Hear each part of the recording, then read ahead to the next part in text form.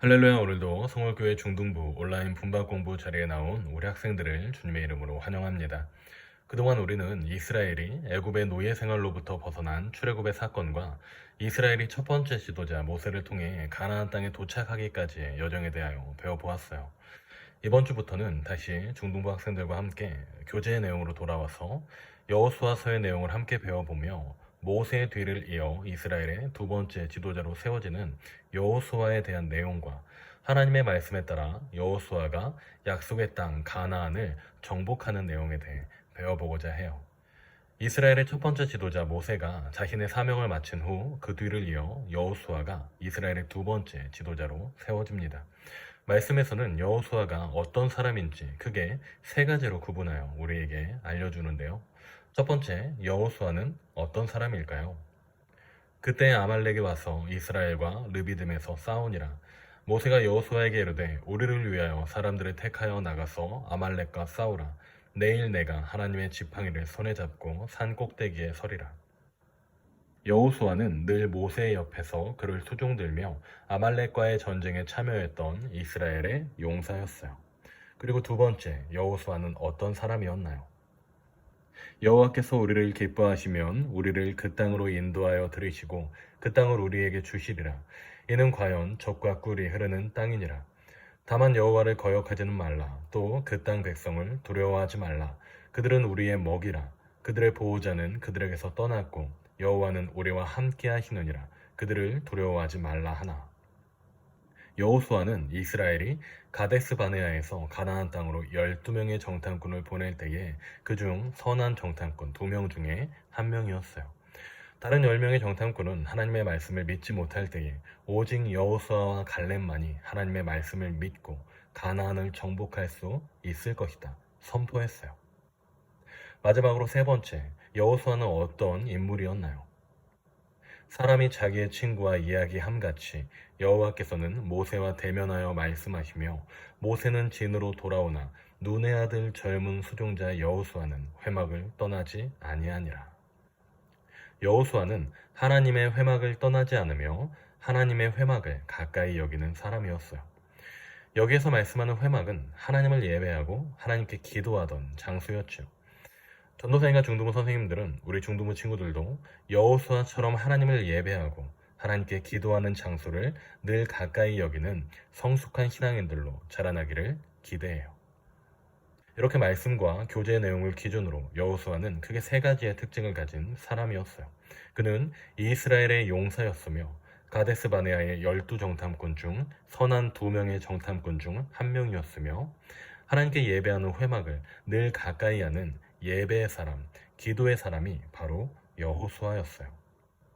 하나님께서는 이렇게 하나님의 백성 이스라엘을 사랑하며 또 하나님의 말씀을 늘 가까이 하는 예배의 사람, 기도의 사람 여호수아를 모세의 뒤를 잇는 이스라엘의 두 번째 지도자가 되도록 세워주셨던 거예요. 모세가 하나님의 말씀에 따라 이스라엘을 애굽의 권세에서 해방시키며 약속의 땅 가나안까지 나아가게 하는 사명이 있었다면 여호수아에게는 모세의 뒤를 이어 이스라엘이 약속의 땅 가나안을 정복해야 하는 사명이 있었어요. 그렇지만 이스라엘은 가나안의 수많은 강한 민족들과 싸워 승리하기에는 참 부족해 보이는 것이 많은 민족이었어요. 가나안 정복이라는 거대한 사명을 이루기 위해 이스라엘이 현재 가진 것으로는 60만 명의 이스라엘 백성들과 여호수아의 패기, 가나안 정복을 향한 이스라엘의 열망, 그리고 광야 생활을 견뎌내었다는 자신감이 있었겠으나 현실적으로 이스라엘이 가나안을 정복하기에 부족했던 것은 그들은 60만 명의 거대한 민족이었으나 제대로 된 훈련을 받지 못한 군사가 아닌 사람들이었으며 민족의 거대한 지도자 모세의 부재 상황이었고 가나안 땅에 대한 정보가 그들에게는 없었어요. 또 강한 가나안 땅의 민족과의 전쟁을 치를 전쟁에 능한 장수들도 없었으며 요단의 물이 범람할 때에 요단을 건널 수 있는 뚜렷한 방법이 없었고 민족의 거대한 지도자 모세에 비하면 아직 여호수아는 경험이 많지 않은 지도자였다는 것이 이스라엘이 가나안을 정복하기에 부족한 현실적인 문제들이었어요. 이럴 때 우리 학생들이 여호수아의 입장이라면 무엇을 가장 먼저 할 것 같나요? 말씀을 보니 여호수아는 정말 멋진 믿음의 사람이었어요. 그는 그 무엇보다 하나님의 계획을 이스라엘에 선포했어요. 하나님의 계획은 이스라엘이 가나안을 반드시 정복해 해주시겠다는 굳건한 약속의 말씀이었어요. 내가 내게 명령한 것이 아니냐. 강하고 담대하라. 두려워하지 말며 놀라지 말라. 내가 어디로 가든지 내 하나님 여호와가 너와 함께하느니라 하시니라. 이에 여호수아가 그 백성의 관리들에게 명령하여 이르되 진중에 두루 다니며 그 백성에게 명령하여 이르기를 양식을 준비하라. 사흘 안에 너희가 이 요단을 건너 너희의 하나님 여호와께서 너희에게 주사 차지하게 하시는 땅을 차지하기 위하여 들어갈 것임이니라 하니라. 여호수아가 또 르우벤 지파와 갓 지파와 므낫세 반 지파에게 말하여 이르되 여호와의 종 모세가 너에게 명령하여 이르기를 너희의 하나님 여호와께서 너희에게 안식을 주시며 이 땅을 너희에게 주시리라 하였나니 너희는 그 말을 기억하라. 여호수아는 이스라엘이 가나안을 정복하자 할 때에 현실의 어려움과 힘듦이 드러난다 하더라도 이 모든 어려움과 힘듦을 극복해 하실 전능하신 하나님의 약속을 신뢰하는 사람이었어요. 이렇게 하나님의 말씀과 약속을 신뢰하던 여호수아가 모세의 뒤를 이어 가나안을 정복하기 위한 큰 사명의 길로 나아갑니다. 이때 하나님께서 여호수아에게 당부하신 한 말씀이 있어요. 바로 이 말씀이에요. 오직 강하고 극히 담대하여 나의 종 모세가 내게 명령한 그 율법을 다 지켜 행하고 우로나 좌로나 치우치지 말라. 그리하면 어디로 가든지 형통하리니 이 율법을 내 입에서 떠나지 말게 하며 주야로 그것을 묵상하여 그 안에 기록된 대로 다 지켜 행하라. 그리하면 내 길이 평탄하게 될 것이며 내가 형통하리라. 하나님께서는 여호수아에게 이 말씀을 당부하셨어요. 율법책을 주야로 묵상하라. 우리 학생들, 율법책을 주야로 묵상하라는 것은 무슨 뜻일까요? 오늘날로 표현하면 쉽게 이와 같이 표현할 수 있어요. 성경 말씀을 주야로 묵상하라. 주의 말씀은 내 발의 등이요 내 길의 빛이니이다. 하나님의 말씀은 바다 위의 등대같이 우리의 삶의 나침판이 되어져요.